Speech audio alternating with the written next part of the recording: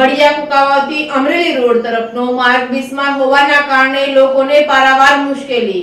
જો વાત કરવામાં આવે તો ચોકીથી કુકાવાવ અને અમરાપુર અમરેલી આ રોડ ઘણા સમયથી બિસ્માર હોય વાહનો તેમજ દવાખાનાના દર્દીઓને તેમજ અમરાપુરના ગ્રામજનોને ખૂબ જ હાલાકી પડી રહી છે। અમરાપુર ગ્રામજનોના જણાવ્યા મુજબ આ રોડ છેલ્લા 10 વર્ષથી રિપેર કરીને ચલાવવામાં આવે છે। જો સત્વરે આ રોડ નવો બનાવવામાં આવે તો લોકોને વારંવાર મુશ્કેલીથી રાહત રહે। આ રોડ ઉપર બાવળના ઝાડ પણ એટલા ઝૂકી ગયા છે કે ગોળાઈમાં સામેથી આવતું વાહન પણ દેખાતું નથી અને આ રોડ અકસ્માત સંભવ રોડ બની ગયો છે। તો સત્વરે તંત્ર દ્વારા આ બિસ્માર રોડને નવો બનાવવામાં આવે તેવું ગ્રામજનો પણ ઈચ્છી રહ્યા છે।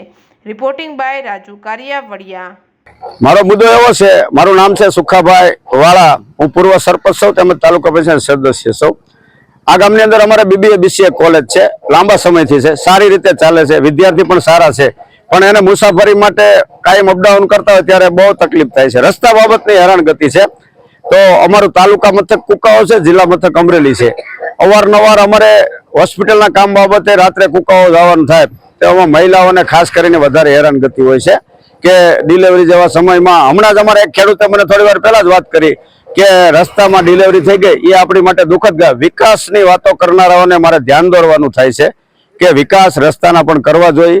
આ જિલ્લામાંથી દર વર્ષે 2-5 હરેક ગામમાંથી લોકો સ્થળાંતર મજૂરી કરવા જાય છે।